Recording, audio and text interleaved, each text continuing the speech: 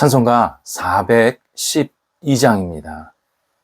내 영혼의 극히 깊은 데서 그 사랑의 물결이 내 영혼을 덮으소서.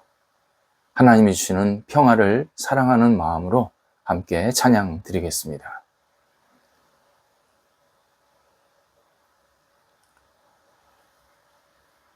함께 기도드립니다. 하나님, 믿음의 능력으로 하루를 시작하게 하심을 감사드립니다. 주님을 믿음이 저희의 삶의 가장 큰 기대와 기쁨이 되게 하옵소서. 좋은 일이 있을 때 믿음으로 주님을 찬양하게 하옵소서. 어려운 일이 있을 때 믿음으로 주님께 기도하게 하옵소서. 답답한 일이 있을 때 믿음으로 주님께 맡기게 하옵소서. 형통한 일이 생겼을 때 믿음으로 주님께 감사를 드리게 하옵소서. 믿음을 날마다 새롭게 하는 지혜가 저희에게 있게 하옵소서.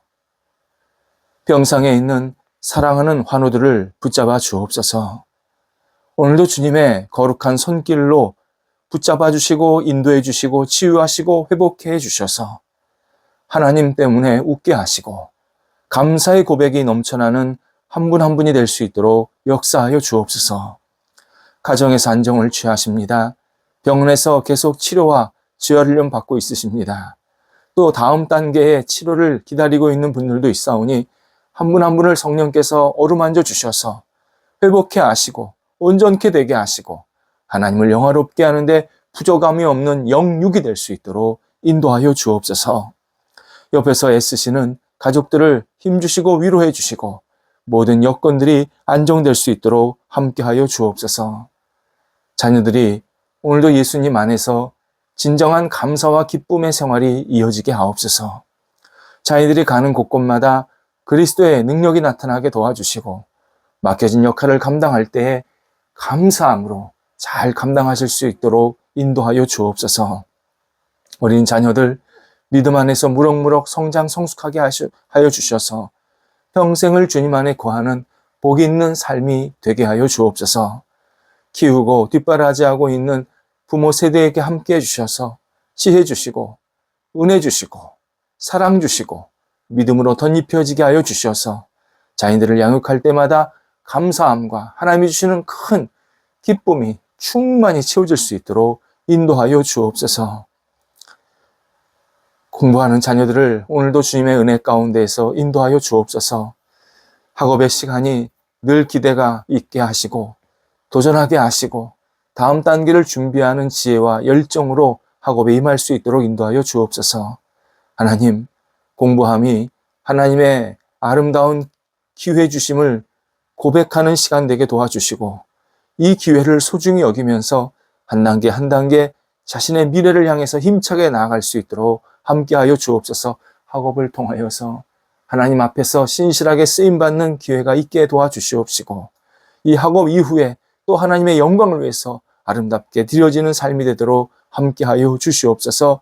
개인적으로 공부하는 자녀들, 진학을 앞두고 있는 자녀들, 또 여러 가지 생각을 가지고 최선을 다하고 있는 우리 학교 다니는 자녀들을 붙잡아 주셔서 한 사람 한 사람이 오늘도 주님 안에서 기쁨으로 학업을 감당하도록 인도하여 주옵소서. 장성한 자녀들을 붙잡아 주옵소서. 하나님께서 주시는 능력으로 잘 감당하게 하시고 모든 역할들을 감당할 때마다 주님이 주시는 그 아름다운 마음으로 헌신된 마음으로 열정으로 무엇보다도 하나님을 사랑하는 마음으로 감당하게 도와주셔서 장성한 자녀들이 맡겨진 역할을 신실하게 충성스럽게 감당하며 좋은 열매들을 많이 얻을 수 있도록 인도하여 주옵소서.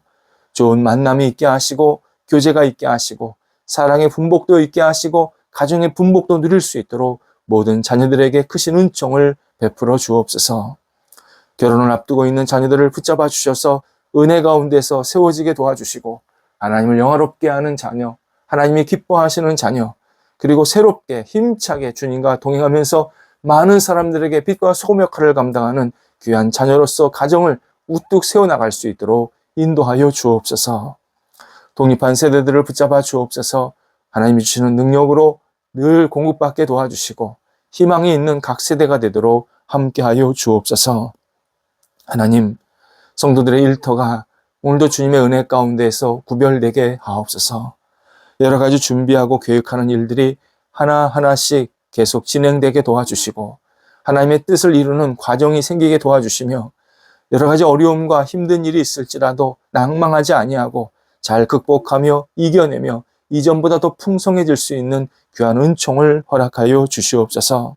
우리 성도들이 일할 때마다 하나님의 뜻과 계획에 합당한 귀한 시간들, 결실들이 있게 도와주시어서 이 모든 것들을 통해서 하나님의 마음에 합한 하나님이 기뻐하시는 삶의 터전이 굳건히 세워질 수 있도록 역사하여 주시옵소서.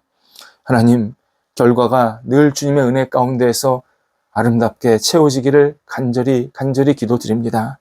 우리 성도들이 이 땅을 살면서 하나님을 영화롭게 하며 하나님이 기뻐하시는 모습대로 쓰임받고 많은 사람들에게 은혜와 복을 나누며 하나님 나라에 크게 쓰임받는 열매가 일터 속에 있게 도와주셔서 일터 위에 주님의 놀라우신 섭리가 하나님의 능력이 날마다 임하여 주셔서 하나님 때문에 웃게 하시고 주 앞에 영광 돌려드리는 모든 결실들이 있게 하여 주옵소서. 출타하는 성도들을 오늘도 붙잡아 주옵소서. 오고 가실 때 성령께서 함께 하시고 즐거움으로 감사함으로 잘 다녀오실 수 있게 하옵소서. 저희 사회가 더욱더 의롭고 굳건히 세워지고 안정되기를 간절히 기도드립니다. 하나님, 저희 사회를 긍휼히 여겨 주시어서 잘못된 생각들, 마음들 과감히 버리고 포기하게 도와주시고 올바르고 진실하고 사랑하고 그리고 서로를 존중하며 무엇보다도 하나님이 기뻐하시는 모습대로 쓰임받는 것을 기대하는 귀한 복된 사회가 될 수 있도록 인도하여 주옵소서. 우리 각 사회 구성원들이 맡겨진 자리에서 신실하게 쓰임받게 도와주시고 안정된 모습으로 사회를 발전시키게 도와주시고 또 하나님이 주시는 능력으로 도전할 수 있게 도와주셔서 저희 사회가 하나님 앞에서 늘 바르게 세워지며 힘차게 역동력이 있는 그런 아름다운 사회가 될 수 있도록 함께하여 주옵소서. 오늘도 우리 성도들 평안이 넘치게 하여 주옵소서.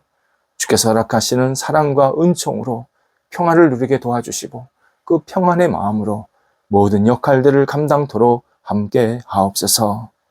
예수님의 이름으로 기도드립니다. 아멘. 오늘 우리에게 주시는 하나님의 말씀은 구약성경 미가서 4장 3절에서 5절 말씀입니다. 미가서 4장 3절에서 5절 말씀입니다. 살아계신 하나님의 말씀을 봉독합니다. 그가 많은 민족들 사이의 일을 심판하시며 먼 곳 강한 이방 사람을 판결하시리니 무리가 그 칼을 쳐서 보습을 만들고 창을 쳐서 낫을 만들 것이며 이 나라와 저 나라가 다시는 칼을 들고 서로 치지 아니하며 다시는 전쟁을 연습하지 아니하고 각 사람이 자기 포도나무 아래와 자기 무화과 나무 아래에 앉을 것이라. 그들을 두렵게 할 자가 없으리니 이는 만군의 여호와의 입이 이같이 말씀하셨음이라. 만민이 각각 자기의 신의 이름을 의지하여 행하되 오직 우리는 우리 하나님 여호와의 이름을 의지하여 영원히 행하리로다. 아멘. 우리는 신앙인으로서 선한 사람인가? 신앙인들은 스스로 자주 질문을 해야 합니다. 선한 사람, 다양하게 정의할 수 있습니다.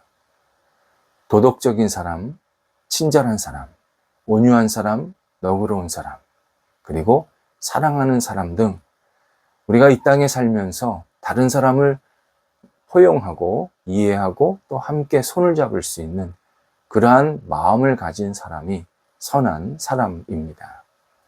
그런데 이러한 덕목에 지혜가 덧붙여져야 합니다. 그래야 진짜 선한 사람으로 살 수 있습니다.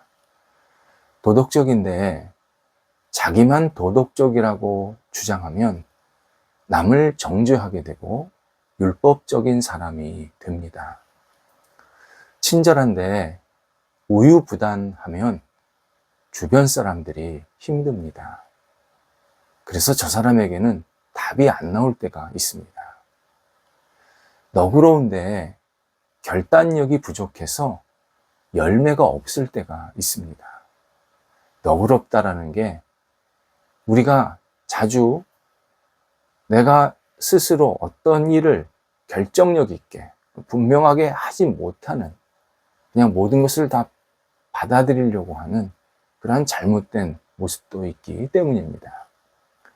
사랑한다고 하면서 자기 만족을 위해서 사랑을 하면 옆에 사람이 숨을 쉬지 못합니다. 나는 사랑한다고 했는데 그게 옆 사람한테 큰 억압이 되고 때로는 폭력이 될 때도 있습니다. 이런 의미에서 선한 사람 된다는 거 결코 쉬운 일은 아닙니다. 지금 세상은 양육강식 시대입니다. 양육강식 시대는 현재만이 있었던 사회의 특징은 아닙니다. 인류의 시작돼서부터 이런 일들이 빈번하게 지속이 되어 있었습니다.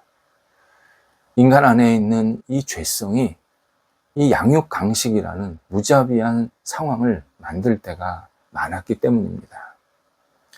그래서 선하게만 살면 잡아먹히는 사례가 자주 나타납니다. 그렇다고 나쁜 마음을 갖고 살겠다. 그건 더 최악입니다. 하나님께서 결코 기뻐하시지 않는 삶의 모습입니다. 선함. 우리는 늘 어떻게 해야 내가 선하게 살 수 있을까? 진지하게 고민하고 그리고 선하게 살려고 하는 그 간절함. 그리고 하나님 앞에서 제가 선하게 설 수 있게 하옵소서 기도함. 이런 것들이 종합적으로 필요합니다. 선한 모습 가운데 중요한 하나가 바로 타인과의 평화입니다. 선함, 여러 가지 이야기가 있겠지만 이 평화를 소중히 여기는 마음도 선함의 좋은 태도입니다. 그렇다고 이 모든 사람과 그냥 나는 다투기 싫어요, 갈등하기 싫어요 그러면서 이렇게 문제를 덮는 게 평화는 아닙니다. 평화라는 것은 서로 다른 것을 이해하고 그리고 어떻게 하면 조금 더 서로 공존할 수 있을까, 서로를 더 존중할 수 있을까, 이런 것을 종합적으로 생각하는 그러한 마음이 평화입니다. 오늘 본문은 신앙인이 선하게 살 수 있는, 특히 평화를 추구하는 이 근본적인 동기, 방법, 이런 것들을 우리들에게 알려주십니다. 본문 3절에서 미가 선지자가 이렇게 하나님의 말씀을 우리에게 전해줍니다. 하나님께서 많은 민족들 가운데 일어난 일들을 심판하신다. 뿐만 아니라 강한 힘을 가지고 공격하려는 그 민족, 이방인들을 판결하신다. 라고 선언하십니다. 모든 개인 그리고 나라에 대한 최종 심판과 판결을 할 수 있는 권한, 이것이 하나님께 있다라는 사실을 우리가 지금 알게 하십니다. 이게 중요한 이유는 우리가 어떤 행동을 할 때, 어떤 말을 할 때나 나의 최종 판단자는 내가 옳다, 그르다 최종적으로 인정하시고 때로는 잘못했다고 말씀하시는 분은 하나님이시다. 이 사실을 우리 신앙인들은 반드시 기억해야 합니다. 내 기준에 옳아서, 저 사람이 옳다 그래서, 저 사람 눈치 보면서, 또는 내 눈에 좋아 보여서 선한 행동을 하는 것이 아닙니다. 우리의 선한 기준은 철저하게 하나님의 뜻입니다. 하나님의 뜻에 맞게 내가 행동을 해야 그때 선한 행동과 선한 말들이 계속 나타나게 됩니다. 특히 하나님께서 본문에서 이 폭력이나 권력에 의지해서 남을 공격하는 것, 남을 무너뜨리는 이러한 행동에 대해서 굉장히 분명하게 심판하시겠다. 그러한 행위는 부당하다, 잘못됐다, 올바르지 않다 판단하시면서 그것을 심판하시겠다고 알려주십니다. 심판하시는 이유는 하나님의 뜻을 무시했기 때문입니다. 자기들이 힘을 가지고 자기들이 원하는 대로 뭔가를 만들려고 했기 때문에, 때로는 자기 힘을 자랑하려고 했기 때문에, 하나님보다 자기 자신을 더 높이려고 했기 때문에 하나님께서 그것을 가만히 둘 수 없다라고 말씀하시는 겁니다. 하나님은 온 우주의 주권자로서 당신의 뜻을 거부한 사람들 또는 나라들에 대해서 주권자이시니까 주권적으로 심판을 행사하십니다. 그렇다면 오늘 본문에서 우리들에게 알려주신 하나님의 뜻이 무엇일까? 성경에는 그때그때마다 하나님의 뜻이 조금씩 다른데 오늘 본문에서 알려주신 하나님의 뜻 분명합니다. 누구든지 하나님을 믿고 하나님 안에서 평화롭게 서로 공존하라, 살라입니다. 이 하나님의 뜻을 찾는 사람들은 폭력으로 세상을, 다른 사람을 공격하지 않습니다. 그들은 자기의 이 전쟁을 위한 칼을, 보습, 농기구를 바꿔서 만들어버리고, 또 역시 사람을 찌르는 창을 농기구인 낫으로 만들 것이다. 이렇게 하나님을 중심으로 사는 사람들이 어떻게 주변 사람들과 평화하는지 알려주십니다. 또 그 사람들은, 그러니까 하나님과 함께 평화를 존중하는 사람은 자기 포도나무와 무화과 나무 아래에 앉을 것이다 라고 말씀하시기도 합니다. 본문의 이 분위기는 전쟁 분위기, 서로 싸우자는 분위기에서 목가적인 분위기, 안정적인 분위기로 변하는 모습을 우리에게 알려주십니다. 또 포도나무, 무화과나무 아래에서 열매를 먹으면서 평화를 누리는, 마음에 쉼을 얻는 그러한 모습을 설명해 주고 있습니다. 하나님을 중심으로 사는 사람들은 결코 하나님을 믿는 타인의 평화를 무너뜨리지 않는다는 겁니다. 존중하고 서로 잘 생활할 수 있도록 도와주고, 물론 당연히 경쟁도 있을 수 있죠. 그런데 그 경쟁 속에서 오히려 서로 발전할 수 있는 기회를 찾는 것, 그래서 서로 공존할 수 있는 것, 이런 것들이 이 하나님 중심으로 사는 사람들이 갖는 평화를 사랑하는 마음입니다. 열왕기상 4장입니다. 솔로몬 초기 통치 시대 때를 설명하고 있는데, 솔로몬이 자기 왕권 초기에 참 신앙이 좋았습니다. 하나님을 경외하고 백성을 사랑하고 잘 나라를 이끌었습니다.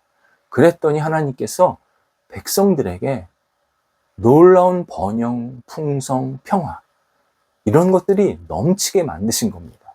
서로 다투거나 반목하지 않게 만드셨습니다. 특히 구원자는 평화의 왕이십니다. 이사야 11장도 그렇고요. 호세아 2장 같은 데에서 보면 구원자가 이 땅에 오시면 당신을 믿는 사람들에게 평화를 주신다고 약속하십니다. 세상 나라는 힘의 논리에 의해서, 권력의 논리에 의해서 세상을 다스리고 사람을 다스리려고 하지만 구원자는 사람을 살리고 평화의 마음으로 세상을 다스린다고 말씀하십니다. 물론 구원자를 거부하고 구원자를 미워하고 무시하는 사람까지 평화롭게 만드신다는 뜻은 아닙니다. 구원자는 당신과의 평화, 당신과의 그 안정된 모습, 그리고 구원자를 믿고 따르는 모습을 거부하고 무시하는 사람들에게는 그에 대한 책임을 반드시 물으십니다. 구원자가 빠지면 평화가 없기 때문입니다. 결국 구원자를 무시하고 있다는 것은 구원자가 주시려고 하는 평화를 무시하고 있기 때문에 그거에 대한 책임을 물으시겠다는 겁니다. 따라서 오늘 본문은 우리가 평화하면서 선하게 함께 살 수 있는 그러한 강력한 근원적인 힘을 알게 하십니다. 그건 다름 아닌 하나님 중심으로 살 때, 하나님 중심으로 내가 다른 사람을 대할 때 내가 가지고 있는 이 마음에 상대방을 무너뜨리려는 또는 상대방을 짓밟으려는 잘못된 생각을 버리게 하시고 하나님이 주시는 이 평화의 마음을 채워서 다른 사람들과 평화를 누릴 수 있다. 함께 평화를 나눌 수 있다. 알려주십니다. 이에 5절에서는 다른 나라 사람들이 우상을 붙들고 우상을 숭배하기 때문에 전쟁이나 폭력을 일삼고 있다. 그래서 그들은 분명히 하나님께서 심판할 것이다. 말씀하십니다.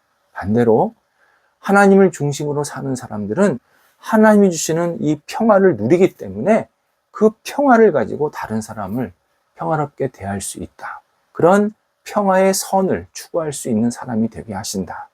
말씀하십니다. 사진 찍는 방법 가운데 아웃포커싱이라는 기법이 있습니다. 피사체 하나를 가운데 놓고 주변 배경을 흐릿하게 처리하는 방식입니다. 이것은 중심되는 주제 피사체를 부각하고 다른 주변은 조금 낮추는 아주 괜찮은 방법입니다. 우리가 하나님 한 분을 분명하게 부각하며 이 땅을 살아야 합니다. 하나님 한 분을 우리 인생의 중심에 딱 놓고 그분을 바라봐야 합니다. 그러면 여러 가지 복과 은혜가 있는데 그 중에 하나가 평화가 생깁니다. 내가 하나님이 주시는 평화로 안정이 되고 하나님이 주신 평화로 주변 사람들과 평화의 관계를 누리게 만드십니다. 우리가 하나님 중심으로 하나님을 내 영혼의 가운데다 놓고 그분을 중심으로 생활하면 하나님의 마음을 헤아리면서 선한 행동, 평화의 마음, 평화의 행동들이 계속 품게 되고 나타나는 그런 성숙한 삶을 살게 됩니다. 평화가 정말 많이 필요한 시대가 되었습니다. 악과의 평화가 아니라 하나님을 믿는 마음으로 다른 사람과 평화로서 함께 하나님을 경외하는 그런 아름다운 모습, 내 주변에 가득 채워지는 은혜가 있어야 합니다. 기도하겠습니다. 하나님, 저희가 주변 사람들과 평화의 관계를 늘 누리게 하여 주옵소서. 하나님을 중심으로 하나님이 허락하시는 평화를 공급받아서 저희 주변에 있는 사람들 넉넉하게 평화롭게 하나가 되게 도와주시고 존중하며 세워주며 하나님이 기뻐하시는 모습들과 함께 손을 잡고 앞을 향해 나아갈 수 있도록 인도하여 주옵소서. 억지로의 평화, 계산적인 평화가 아니라 진심 어린 평화, 존중하는 평화, 함께 세워지는 평화가 있게 해주셔서 저희 그리스도인들이 가는 곳곳마다 오늘도 저희 한 사람 한 사람이 있는 자리마다 평화의 소식이 계속 온전히 드러날 수 있도록 인도하여 주옵소서. 예수님의 이름으로 기도드립니다. 아멘.